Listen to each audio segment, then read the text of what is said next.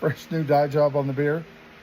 And it's just coincidence. I was going to do this anyway. However, today at work, I was the freaking history machine, the time machine for one of the girls that works there. I think she's 19. And we kept going back to the fact that, did I watch television in black and white? Was I around for silent movies? Of course, at some point it became hilarious, almost as bad as my kids asking what it was like being around the dinosaurs. There was some serious stuff there. Walkmans, cassette tapes.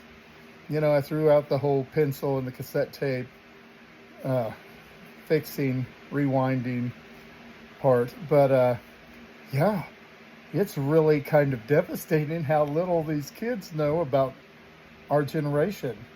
And I've been around for more than a half century, but come on, they didn't know anything. It was pretty scary.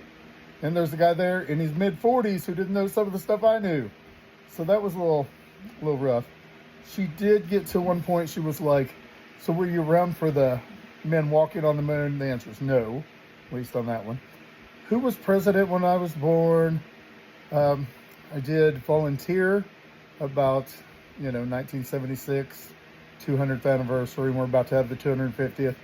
But yeah, it's kind of scary when you get to be my age and you're talking to these kids and they're like, yeah, were you around for this and that? And some of it you were, yeah.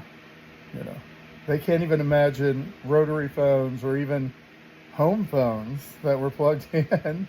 And I think some people still have those. I don't, but I digress.